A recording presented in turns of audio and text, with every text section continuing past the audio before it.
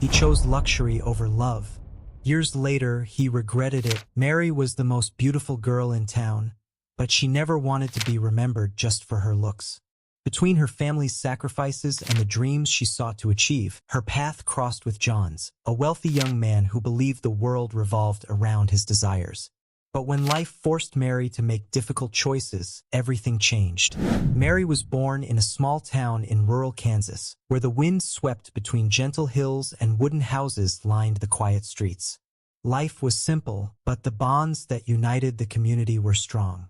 The only daughter of George and Emily, Mary grew up surrounded by love despite the family's financial hardships. George, a bricklayer, and Emily, a seamstress, did their best with what little they had. The electricity was often cut off to save money, and they ate by candlelight, but those were the nights when laughter filled the house. In those moments, Mary felt that, despite everything, her family was rich in something much greater than money. From a young age, Mary attracted attention because of her beauty. Her wavy brown hair, blue eyes that reflected the clear Kansas sky, and fair skin that seemed to glow in the sunlight were admired by the townspeople. She was soon nicknamed the most beautiful girl in town. But Mary, with her feet firmly on the ground, never let these compliments go to her head. She knew beauty was fleeting. "What matters is what you have here," her mother would say, touching Mary's heart. "And here," she would add, pointing to her daughter's head. Mary learned early on that what she could achieve through intelligence and hard work was more valuable than any appearance. At school, Mary was diligent. Her focus on her studies was unwavering, and her parents, though not well educated, always encouraged her desire to learn. "Knowledge is the one thing no one can take from you," George often repeated. That motto echoed in Mary's decisions. She dreamed of becoming a teacher and, maybe one day, helping other children find their own paths despite adversity. It was during this phase that Mary met John. He was her opposite in almost every way. The son of one of the wealthiest farmers in the region, John led a life of luxury, surrounded by parties, expensive cars, and designer clothes. Unlike Mary, who spent hours studying and helping her parents, John seemed to live in a world free of concerns. However, he was intrigued by Mary. Her beauty was talked about by everyone, but when he approached her for the first time, John realized there was something more. It was as if Mary, with her simplicity and intelligence, illuminated the room in a way he had never experienced. John started getting closer. At first, Mary kept her distance, aware that they came from completely different worlds. "He has nothing to do with me," she thought. "He's just a spoiled boy." But John didn't give up. He showed a caring, deeper side that Mary hadn't expected. He listened to her talk about her dreams of graduating, her worries about her father's health, and gradually, she began to see something in him beyond the surface. "Mary, you're different from all the other girls," John often said. "You make me want to be a better person." Those words began to touch Mary, who, against her initial instincts, opened herself to the relationship. She thought that maybe, just maybe, John was truly interested in her for who she was and not just for her beauty. Despite the growing affection, Mary knew there was a chasm between their realities. While John lived in luxury, Mary had to save every penny to help with household expenses. She worked at a local grocery store in addition to studying and constantly worried about her father's deteriorating health. It was a contrast that, though never spoken aloud, weighed on their relationship. One day, John surprised Mary with a proposal that seemed like something out of a fairy tale. "I want you to travel with me, Mary," he said with a wide smile. "A week in the mountains at a luxury resort. It will be incredible. We can relax and forget about the world for a while." Mary froze for a moment. The idea of spending a week with John seemed tempting, but there was a reality she couldn't ignore. "John, I can't," she replied, trying to keep her voice steady. "My dad is sick. The expenses are getting higher, and I need to help my family. I just can't go." John looked at her incredulously, as if he couldn't understand what she was saying. "Mary, it's just a week. You can disconnect for a while. It's a once-in-a-lifetime opportunity." "You don't understand," Mary said, feeling a pang of frustration. "It's not about wanting. It's about needing. My family needs me, John shook his head, impatient. I can't believe you're choosing this over us. You know what it feels like? It feels like you prefer this life, like you'd rather be stuck in these limitations instead of living something better with me. It's not about choices, John, she replied, now with a firmer voice. It's about who I am and what I value. My family will always be my priority. I thought you understood that. John's anger became visible. If you can't come with me, then I guess there's no point in us being together anymore. His words hit Mary like a stone. She blinked, stunned, unable to believe he was ending the relationship over something so trivial. You're telling me that all this, everything we've been through, means nothing? She asked, her voice trembling. If you can't prioritize what's important for us, then no, it means nothing, he said, turning away and leaving Mary standing there, fighting back tears. As she watched him walk away, Mary realized something painful but true. John had never really understood who she was. He was more interested in the image, in what she represented to him, than in her essence. With a broken heart, she knew that, as much as it hurt, John was not the right man for her. The days that followed the breakup with John felt like the ground had been pulled from under Mary's feet. It wasn't just the pain of losing a relationship that seemed promising, but the bitter realization that John had never truly known her. He saw her beauty and what she could represent, but not her heart, her values, or what truly mattered to her. Mary had deluded herself into thinking he could love her for who she was beyond the appearance everyone praised. She spent her days trying to keep her mind busy, but the emptiness was inevitable. Even in simple tasks like helping her mother sew or studying for final exams, her thoughts returned to that last encounter. How could he be so superficial? She wondered. Deep down, Mary knew the answer had been there all along. She had chosen to ignore the signs that, for John, the relationship was more about convenience and appearance than a true connection. One night, while helping her mother prepare dinner, Mary couldn't hold back her tears. Emily, always attentive to her daughter's emotions, noticed the distant look and weary face. Mary, my girl, what's bothering you so much? She asked, her voice soft but firm as she stirred the pot.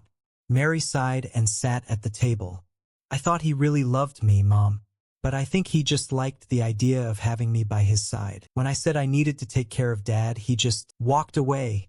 Her voice broke as tears flowed freely. Emily approached and held her daughter's hands. Oh, sweetheart, anyone who doesn't see the value of who you truly are doesn't deserve your love. Life has strange ways of showing us who really cares. I know you're hurting now, but in time you'll see that this pain will pass, and you'll be stronger. I know you're right, Mom, but it hurts so much. I really thought he understood me, Mary confided, wiping her tears with the back of her hand. George, who had been listening silently from the corner of the room, approached. He wasn't a man of many words, but his tight hug said everything Mary needed at that moment. We're here for you, always, George whispered, his deep voice comforting. With her parents' unwavering support, Mary began turning her pain into motivation. She decided that the breakup wouldn't define her. She still had her dreams and her purpose. What mattered most now was her future, and her future was in education. The days of sadness gave way to determination. Mary couldn't afford to dwell on heartache. College was waiting for her, and she had already been accepted with a partial scholarship to a local university. Now, all she wanted was to focus on her studies and leave this painful chapter behind. The months that followed were filled with pure dedication. Mary threw herself into her studies and, to help her family, started tutoring children in town. She woke up before dawn to study and, after classes at the university, worked late helping at the local library. The routine was exhausting, but she never complained. She knew she was on the right path, the one she had dreamed of since childhood. Even so, there were moments when the pain of losing John still haunted her thoughts. There were days when she wondered if he thought of her, if he regretted his decision. But those doubts were quickly replaced by her focus on work. She constantly reminded herself of her mother's words, "Anyone who doesn't see your value doesn't deserve you." Mary was beginning to realize just how true those words were. The years at college flew by. Mary graduated with honors, earning the respect and admiration of her professors and peers. She didn't stop there. Determined to achieve excellence in her field, she continued pursuing specializations and courses that would enhance her knowledge and ability to inspire others. She became a passionate teacher, dedicated to transforming her students' lives. Though she had overcome much of the pain of the past, she occasionally ran into John at town events. They rarely exchanged more than a quick glance. He continued his life of luxury, always accompanied by new people, while Mary focused on building her legacy. Each time she saw him, she was reminded of how right her decision had been. The success she had achieved, both academically and personally, proved that following her own path, even though painful at first, had led her to where she truly belonged. One afternoon, while walking down the main street after a long day of teaching, Mary ran into an old school friend, Peter, who had also become a teacher. They started chatting about the challenges of their profession, and Peter, always playful, commented with a smile, "You were always so determined, Mary. It's no surprise to see how far you've come. Who would have thought that girl from the grocery store would now be inspiring so many students?" Mary smiled. "I still surprise myself sometimes, Peter. But all this was only possible because I never gave up on my dreams." Life went on, and Mary was stronger and more determined than ever. She knew that her worth wasn't in how others saw her, but in what she did for herself and others. The future, which once seemed so distant, was now within her reach, and Mary was certain that every step, every hardship, had prepared her for something much greater. 30 years had passed since Mary's breakup with John, and time had transformed her into a successful woman, both professionally and personally. At 48, Mary was the dean of one of the most prestigious universities in the United States. She had earned the respect of her peers and the admiration of her students, but her journey to that point had been marked by sacrifices, difficult choices, and unwavering determination. Every obstacle had shaped her, and now, as she looked back, she felt a sense of pride that warmed her heart. As the dean, Mary oversaw a university with thousands of students, coordinating professors, developing new curricula, and fighting to ensure that education was accessible and of high quality. She never forgot her own origins, and because of that, one of her greatest missions was to make sure that students with financial difficulties, like she once had the opportunities they needed to thrive. Despite the demands of her position, Mary always managed to maintain a remarkable balance between her professional and personal life. She had married Paul, a renowned doctor and a man of strong character and generosity, and together they had built a loving, stable family. Their two daughters, Sarah and Hannah, had inherited their mother's determined spirit and love for learning. The relationship between Mary and Paul was solid, based on mutual respect, unconditional support, and above all, deep love. One morning, as Mary sipped her coffee on the porch of their house, watching the sun rise over the horizon, Paul approached and sat beside her. He looked at his wife with admiration. "You know, today marks exactly 30 years since you graduated from college?" he asked with a nostalgic smile. Mary smiled, gazing at the sky as if reliving the moments from that time. "It feels like yesterday. I remember every hardship I faced, every challenge, but also every victory. And looking back now, I see that it was all worth it." Paul took Mary's hand and gently squeezed it. "You're incredible, Mary. Everything you've accomplished, the life we've built together, is the result of your strength and determination. I'm so proud of you." She looked at him with affection. "And I'm proud of you, Paul. I wouldn't have gotten this far without you by my side." Mary's life was full. Between her commitments at the university and time spent with her family, she still found time to visit her mother, Emily, who now lived in a small retirement home in Mary's hometown. George had passed away a few years ago, but his spirit seemed to always be present, especially during Mary's greatest moments of accomplishment. Whenever she visited Emily, Mary often thought of everything her parents had done for her, of the sacrifices that had allowed her to pursue her dream. "You've always made us so proud," my daughter, Emily, would say, her wrinkled face still expressive. "Your father would have been so happy to see what you've achieved." Mary, emotional, would hold her mother's hands. "I only made it because you both always believed in me, even when I had doubts."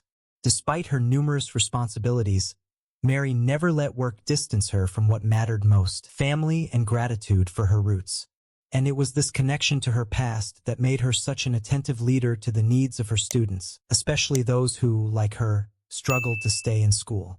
One day, while reviewing academic reports, Mary came across a case that caught her attention. One of the university's most promising students, who relied on a full scholarship, was struggling. His grades had plummeted, and he was on the verge of losing his scholarship, which would jeopardize his academic future.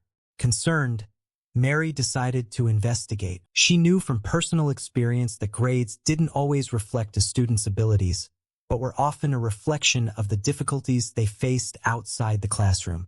Schedule a meeting with the student's parents, Mary told her secretary. I want to understand the situation before making any decisions. On the day of the meeting, Mary was prepared for a difficult conversation, but she believed every student deserved a chance to explain their challenges. She wanted to hear from the family and, if possible, find a way to help the young man maintain his scholarship. When the office door opened and the student's father walked in, Mary felt the air leave her lungs for a moment. Standing before her was John, her ex-boyfriend from so many years ago. He looked like a completely different man from the arrogant and confident young man she had once known. His hair was now gray, and the wrinkles on his face indicated that life had been hard on him. His once proud posture was now slightly slouched, and his eyes, which had once been full of pride, now carried a look of exhaustion. Mary, John murmured, his voice revealing a mix of surprise and embarrassment. For a brief moment, Mary felt a wave of emotions wash over her. She had never expected to see him again, let alone under these circumstances. She took a deep breath and maintained her composure. John, she responded, nodding, hiding any sign of being shaken in her voice. John sat in the chair across from Mary's desk, clearly uncomfortable. He began to speak, explaining his son's situation. He's a good boy, Mary, but things have been tough for us. I lost my job, and the pressure at home has affected his performance at school. He's trying, but I don't know what to do. Mary listened in silence, absorbing every word. Their past was there, somewhere in the back of their minds. But at that moment, Mary knew she couldn't judge John's son for his father's mistakes. She remembered all the hardships she had faced on her journey and how her life could have taken a different turn if she hadn't received help and understanding at crucial moments. She looked at John, now a humble man, far from the spoiled boy who had once hurt her. John, your son has potential, but he needs support both at school and at home. I'm not going to fail him now, but he will need to improve. I'm going to suggest he gets a tutor and commits to a recovery plan. John nodded, clearly relieved. Thank you, Mary. I promise he'll try his best. As she watched him leave, Mary realized that life had taken an unexpected turn. Fate had brought John back into her life, but this time, she was in a different position. There was no resentment, only a sense that time had a curious way of showing that, no matter how the past had hurt, the future still offered the chance for redemption. Mary spent the rest of the day in deep thought after her unexpected reunion with John. There was something deeply symbolic about that moment. For so many years, she had remembered him as the young man who made her doubt herself, who had left her when she needed understanding the most. But now, life had placed them in different roles. John, once the man of status and luxury, was now more humble, more human, asking for help for his son. The irony was not lost on Mary. That night, when Mary returned home, she was still lost in thought. Paul was waiting for her in the living room, reading a medical article. When she entered, he looked up, noticing his wife's concerned expression.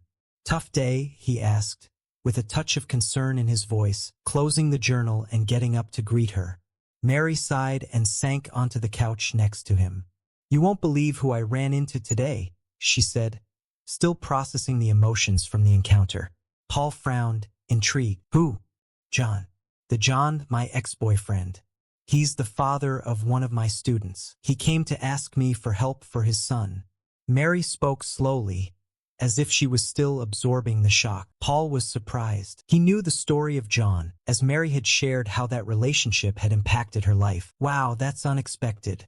How was it seeing him after all this time? Mary took a deep breath, trying to find the right words. It was strange, but at the same time I felt at peace. He's changed, Paul. He's not the arrogant boy I knew. He seemed broken. And the strangest part is, I didn't feel angry. I felt sorry for him. He asked for a second chance for his son, and I decided to give it. Paul looked at her with admiration. You've always been fair and compassionate. It doesn't surprise me that you made that decision. His son isn't responsible for what happened in the past. Mary nodded. I know, but it was surreal. For so long, I thought about how things ended between us, and now I see him here, in a completely different position, needing help. Life has strange ways of putting us face to face with the past.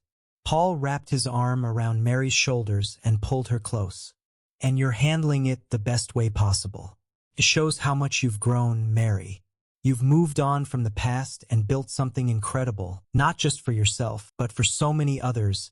Mary smiled, grateful for Paul's unwavering support. He had always known how to comfort her in the toughest moments. You're right. I think life has come full circle, and now I have the chance to do the right thing, differently. In the following days, Mary tried to stay focused on her work, but the encounter with John continued to echo in her mind. She remembered how he had been an important part of her youth, but also how painful his departure from her life had been. However, at the same time, she felt a sense of closure, as if that chapter was finally ending. A few days later, Mary scheduled another meeting with John, this time to discuss the details of his son's recovery plan.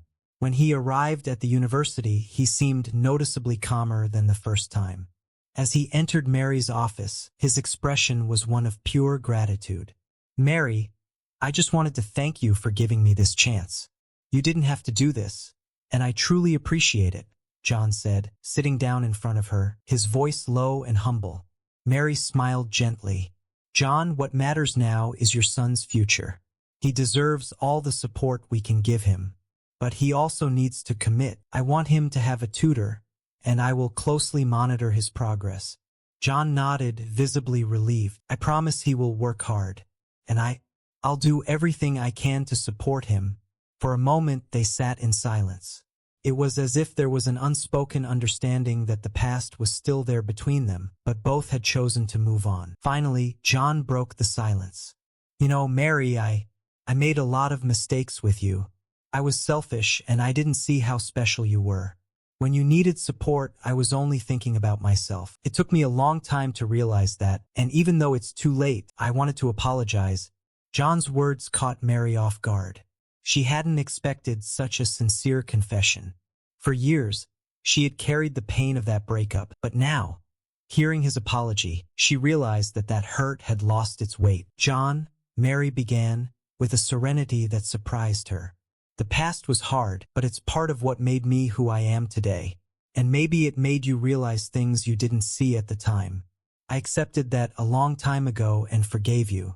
We don't need to carry that with us anymore. John lowered his head, clearly emotional. I wish I had been a better man back then. But somehow I feel like you always knew that.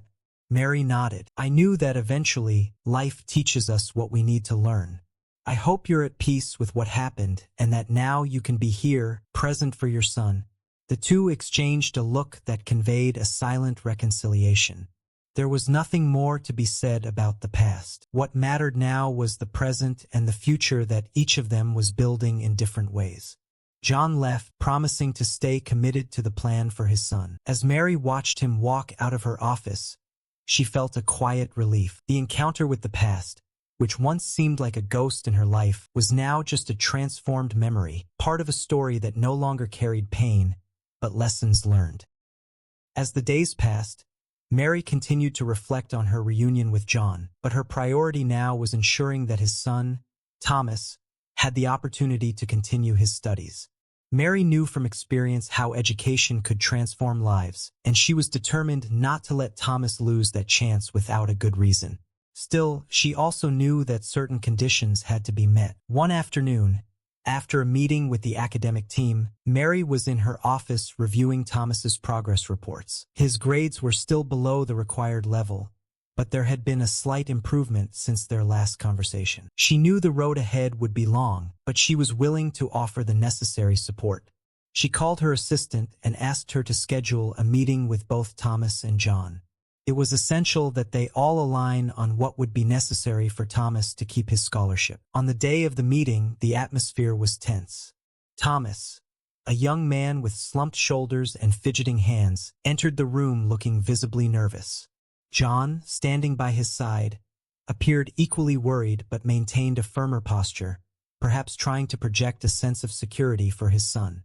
Mary greeted them with a professional but warm smile. She could sense the anxiety in the room. "Please, take a seat," she said, gesturing to the chairs across from her desk. Thomas quickly sat down, avoiding eye contact with the dean. John, on the other hand, looked directly at Mary, waiting for what was to come. "Thomas," Mary began, her voice firm but kind, "I understand that you've been going through some challenges.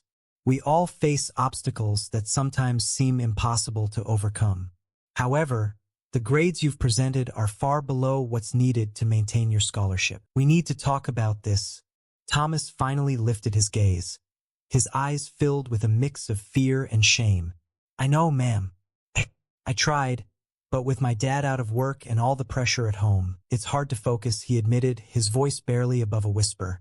John placed a reassuring hand on his son's shoulder, as if trying to give him strength. "We're doing everything we can to support him," John added, his voice full of emotion. "I know things haven't been easy, but he's a good kid, Mary. He just needs a chance." Mary took a deep breath. She knew the situation was delicate. Thomas's circumstances were complicated, and she had empathy for the family. However, she also understood that the university needed to maintain a high standard, and simply offering more time without commitment wasn't a viable solution. "Thomas," she said, looking directly at the young man, "I believe in your potential, but you need to commit to your education. I'm willing to give you a second chance, but this chance comes with conditions." Thomas fidgeted in his seat, clearly anxious to hear what she had to say. "I'll allow you another semester to improve your grades," Mary continued, "but during this period, you will need a tutor, someone to help you organize and focus on your studies. I also want you to participate in counseling sessions, because I understand that emotional pressure can be a significant obstacle to academic performance." Thomas nodded quickly, a glimmer of relief starting to show on his face. "I'll do it. I promise I'll get better." Mary shifted her gaze to John, who looked equally relieved but still seemed unsure of what else to expect. "John, I know your financial situation has been difficult, and I want to offer help in a way that makes sense. Here at the university, we have positions available for administrative work and also in maintenance. If you're willing to take on one of these roles, it could ease some of the financial pressure at home." John sat in silence for a moment, clearly surprised by the offer. He hadn't expected Mary to be so generous. "Mary, I'm so grateful. I'll take the job. I'll do anything I can to help my son." The commitment in John's eyes was undeniable. He was willing to work hard to give his son the chance that he himself might never have had.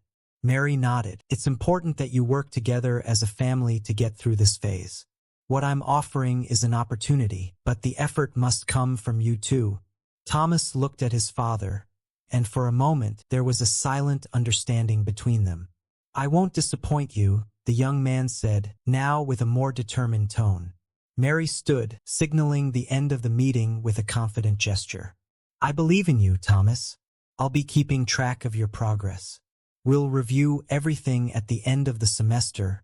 As father and son left the room, Mary allowed herself a moment of relief. She knew she had made the right decision, but she also knew the road ahead would not be easy for them.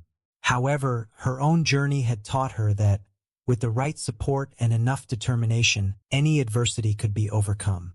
That evening, Mary returned home with a sense of accomplishment. As she shared the events of the day with Paul, he looked at her with admiration. "You truly made a difference today," he said, holding her hand. "That young man is lucky to have you as his dean." Mary smiled, but she knew it wasn't just luck. She had learned that sometimes a leader's role was to extend a hand when people needed it most, but also to know when it was time to ask for responsibility in return. It was a delicate balance, but one she had mastered over time. Deep down, Mary knew that helping Thomas and John was more than just a professional duty. In some way, It was a chance to mend the broken pieces of the past, to offer someone else the second chance she had once wished for herself. And with that, another chapter seemed to close. In the following weeks, Mary closely monitored Thomas's progress. Although the path was challenging, he began to show signs of improvement. His grades climbed slowly but steadily, and Mary could see that his commitment had changed. He was more present in class, attending his counseling sessions, and sticking to the study plan with his tutor. John's presence as a university employee also seemed to have had a positive impact. He worked diligently, and whenever they passed each other in the halls, there was a respectful exchange of nods, a silent acknowledgement that they were both working toward securing a better future for Thomas. One afternoon, as Mary reviewed her students' academic reports, she received a notification on her computer. Thomas's final report had been updated. With a mix of curiosity and apprehension, she opened the document, and to her surprise, his grades had reached the level required to maintain his scholarship. A smile spread across Mary's face. Thomas had done it. He had met the expectations and now had the chance to continue his education without the fear of losing his spot at the university. That same day, Mary called Thomas in for a meeting in her office. He entered with a more confident posture, though his eyes still held a hint of uncertainty. Mary stood to greet him and invited him to sit. "Thomas, you've made significant progress," she began, her tone firm but warm. "I want you to know that I'm proud of your effort. I know the situation hasn't been easy, but you've shown that with dedication and focus, you can overcome any obstacle." Thomas let out a sigh of relief, a small smile appearing on his face. "Thank you, ma'am. I don't know how to thank you for the second chance you gave me. Without it, I probably would have given up." Mary nodded, recognizing the sincerity in his words. "You deserved the chance. But remember, the effort can't stop here. The university offers opportunities, but it's up to you to keep working hard to make the most of them." Thomas quickly agreed, now with a determined gleam in his eyes. "I won't waste this opportunity. Thank you for believing in me." "I believe in you, Thomas. Now, keep earning it," Mary replied, closing the meeting with a sense of satisfaction. After Thomas left, Mary reflected on how his journey mirrored her own. She had been in his shoes, battling financial and emotional challenges, trying to stay focused when everything around her seemed to be pulling her off course. Now, she was on the other side, providing the support she had once received from others. It was a feeling of coming full circle. A few days later, as Mary walked through the university halls, she ran into John, who was sweeping the floor in one of the administrative wings. He saw her approaching and stopped what he was doing, straightening his posture. "Mary," he said, with a respectful nod, "I just wanted to thank you again for everything you did for Thomas. He never would have made it without your help." Mary looked at him with a mix of serenity and understanding. "John, it wasn't just my help. It was your effort and Thomas's hard work. That's what matters most." John nodded, clearly moved. "I know it took me a long time to understand what really matters. Going through all these hardships has taught me a lot, and seeing my son now, with a chance to have what I never had, it fills me with pride." Mary smiled slightly, feeling a strange sense of peace inside. There was a silent reconciliation, not only between her and John but with the past itself. "Hard times have a way of teaching us valuable lessons," she said, remembering her own journey. For a moment, they stood in silence, absorbing the depth of their exchange. Then John, with a slightly trembling voice, added, "I know I can never change what happened between us in the past, but I want you to know that I finally understood how special you always were. And I regret not seeing it sooner." Mary looked at him with a soft expression. "John, the past is what brought us here. And honestly, I'm at peace with it. I think, in a way, we all ended up where we were meant to be." John smiled sadly, but there was acceptance in his eyes. "Yes, I think you're right. I just hope we can move forward knowing that, in some way, we've managed to fix part of what was broken." Mary nodded. "We've already fixed what needed to be fixed." With that final exchange, John returned to his work, and Mary continued her walk through the university corridors. Each step now felt lighter, as if an old burden had finally been left behind. She no longer felt the weight of the past, but rather the lightness that came with forgiveness. not just toward John, but toward herself for any lingering hurt she might have carried over the years. That night, when Mary returned home, she found Paul and their daughters gathered in the living room, laughing at something Sarah had said. She paused for a moment, watching the scene before joining them. The life she had built, with so much love and dedication, was her greatest accomplishment. Every sacrifice and effort had been worth it. She sat next to Paul, who looked at her with affection. "Long day?" he asked, reaching out to hold her hand. "Yes," Mary replied, glancing around the room. "But a good day. One of those days that makes you realize how much life can change if you know how to forgive and move forward." Paul smiled, understanding exactly what she meant without needing further explanation.